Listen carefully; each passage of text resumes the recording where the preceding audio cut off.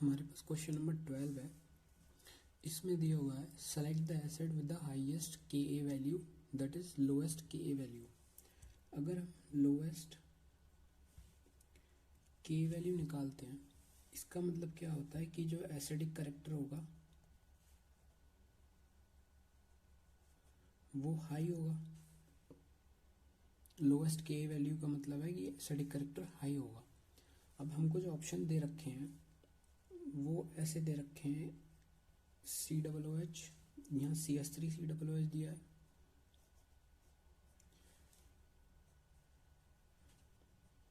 एक ये ऑप्शन है,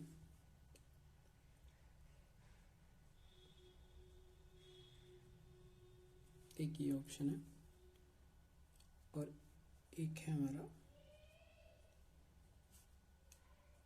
ये ऑप्शन।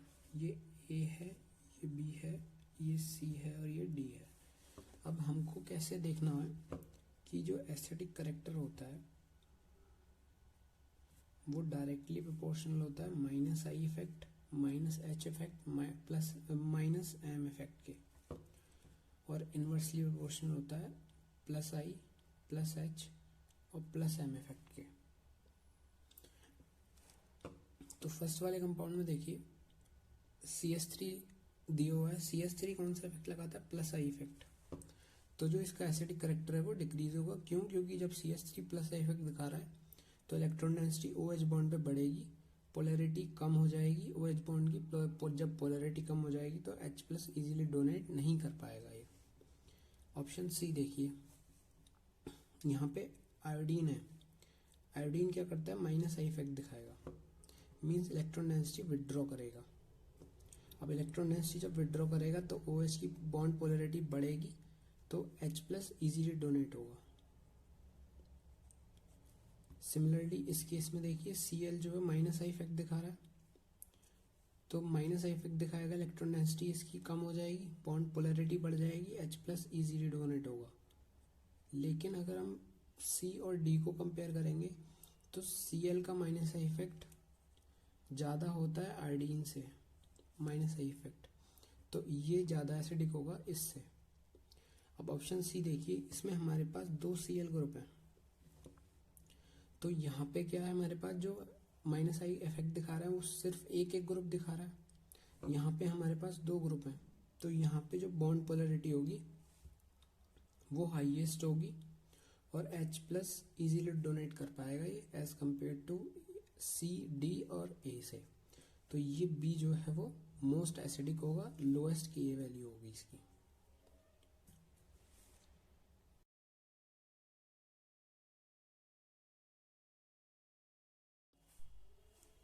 अब हमारे पास है क्वेश्चन नंबर 13। क्वेश्चन नंबर 13 में क्या दे रखा है हमको? मोस्ट स्टेबल कार्बोकेटायन बताना है।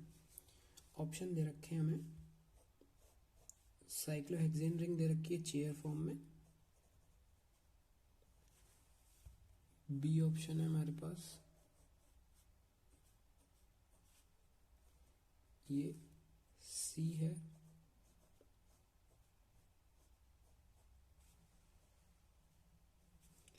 और डी ऑप्शन है CH3।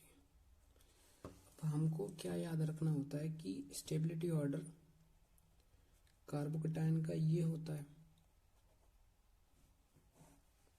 Stability order of carbocation. अब यहाँ पे देखिए ये जो कार्बोकेटायन है हमारा, ये जो कार्बन है वो 3 कार्बन से जुड़ा हुआ है, इसका मतलब ये हो गया हमारा टर्शियरी कार्बोकेटायन। ये वाला कार्बन देखो 2 कार्बन से अटैच है तो ये हो गया सेकेंडरी। यहाँ पे ये कार्बन है सिर्फ 1 कार्बन से अटैच है तो ये हुआ हमारा प्राइमरी, और ये CH3 दे रखा है सिर्फ, तो ये हुआ हमारा मिथाइल। अब हमको ऑर्डर याद रखना होता है, तो हम ऑर्डर के हिसाब से देखेंगे तो जो स्टेबिलिटी ऑर्डर आएगा वो A, then B, then C and then D। तो जो A होगा हमारा वो मोस्ट स्टेबल कार्बोकेटायन होगा।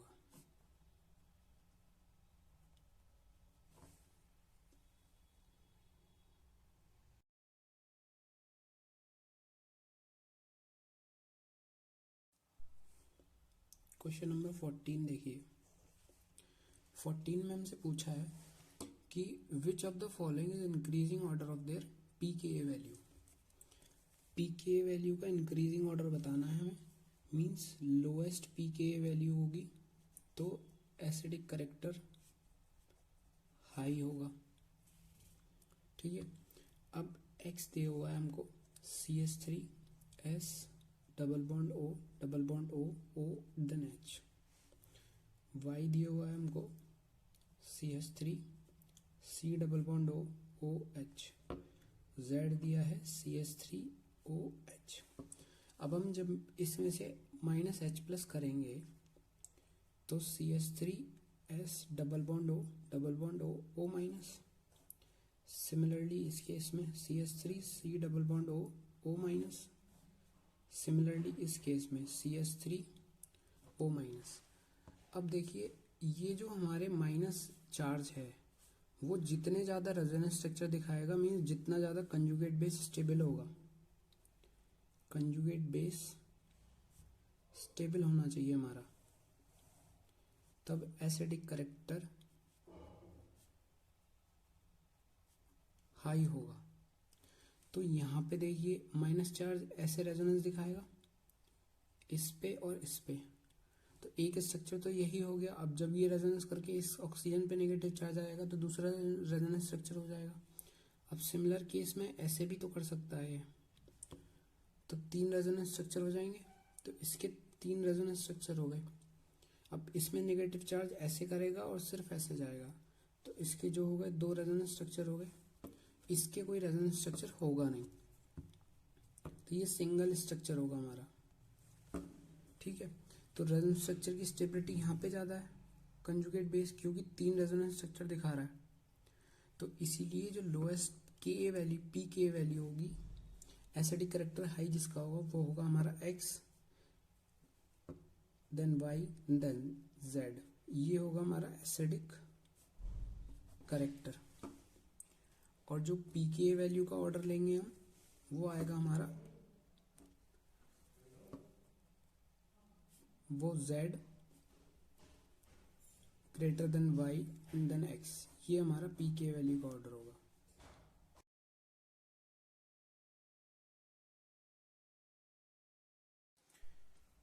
क्वेश्चन नंबर 15 दे रखा है हमको, एक कंपाउंड दिया है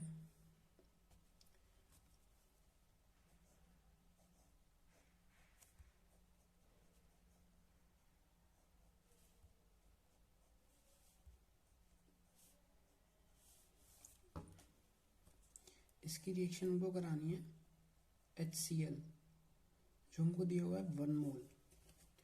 अब देखिए हमको क्या देखना होगा, इसमें जो लोन पेयर है इनका वो अटैक करेगा H पे, ताकि N पे H अटैच होके प्लस पॉजिटिव चार्ज आ जाए। अब यहाँ पे जो लोन पेयर है हमारा नाइट्रोजन पे, ये लोन पेयर रेजोनेंस में इन्वॉल्व है। ये वाला जो लोन पेयर है वो lone pair involve in resonance. इसका मतलब क्या हुआ, रेजोनेंस में इन्वॉल्व है, वो डीलोकलाइज्ड है लोन पेयर। अब यहाँ पे नाइट्रोजन पे देखिए, यहाँ पे नाइट्रोजन पे ना तो इधर कोई डबल बॉन्ड है ना कोई इधर डबल बॉन्ड है जिससे वो रेजोनेंस में इन्वॉल्व हो सके, तो ये जो लोन पेयर हुआ वो लोकलाइज्ड लोन पेयर हुआ, that is not involve in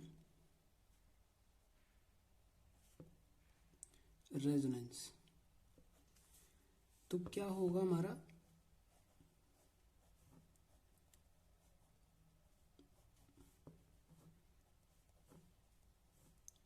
जो ये N का लोन पेयर है वो HCl पे अटैक करेगा, H और Cl माइनस बाहर, तो जो हमारा प्रोडक्ट बनेगा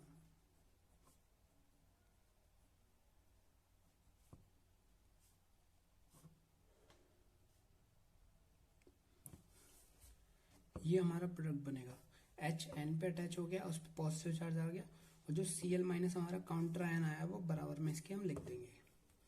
तो ये हमारा जो प्रोडक्ट बना जब 1 मोल HCl से रिएक्शन हो रही है।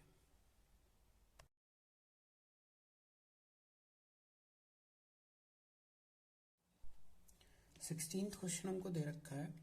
इसमें हमको पहले दो ऑप्शंस में हमको एसिडिटी पता करनी है, कौन सा ज़्यादा एसिडिक है, और लास्ट टू ऑप्शन में हमको बेसिसिटी पता करनी है, कौन सा ज़्यादा बेसिक है। अब देखिए, हमको जो पहले वाले में और इसमें थर्ड में स्टडी करना होगा, हमको सबसे पहले तो ऑर्थो इफेक्ट पढ़ना होगा।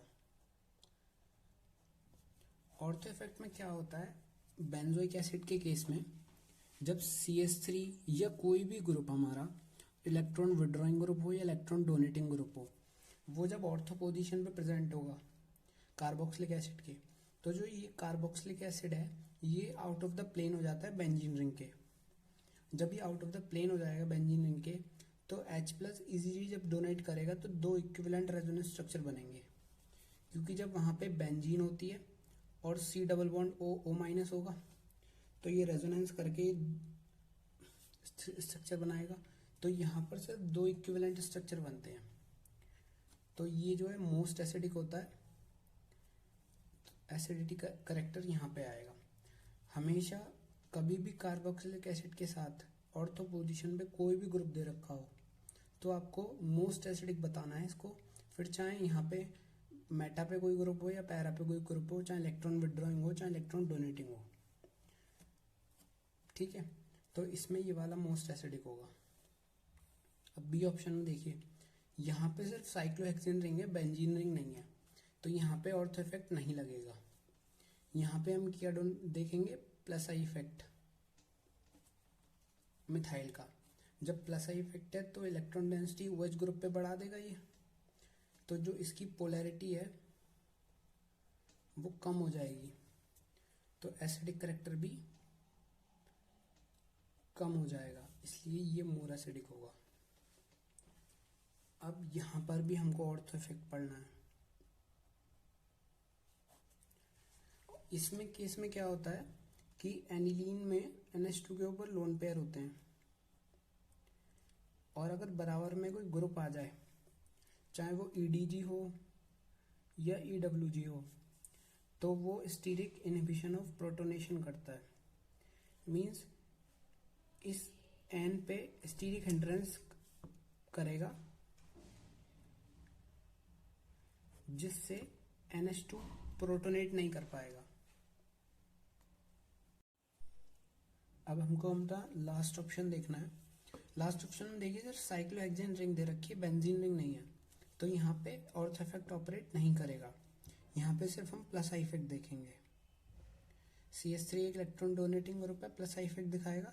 प्लस आई इफेक्ट होगा तो N पे जो इलेक्ट्रॉन डेंसिटी है वो इंक्रीज हो जाएगी। अब इलेक्ट्रॉन डेंसिटी जब इंक्रीज हो जाएगी तो ये H+ पे डोनेट इजीली अटैक इजीली कर पाएगा, जिससे इसकी बेसिसिटी बढ़ जाएगी एज कम्पेयर टू दिस। तो यहाँ पे ये आएगा। अब कंक्लूजन ये है कि हमें ऑर्थो इफेक्ट जो पढ़ना होता है वो सिर्फ दो केस में पढ़ना होता है, एक तो बेंजोइक एसिड में और एक एनिलीन में। अब जो ऑर्थो इफेक्ट होगा बेंजोइक एसिड में, वो एसिडिक करेक्टर इंक्रीज करेगा, और एनिलीन के केस में बेसिक करेक्टर को डिक्रीज करेगा। सिर्फ ये चीज़ आपको पॉइंट याद रखना है ऑर्थो इफेक्ट के केस में।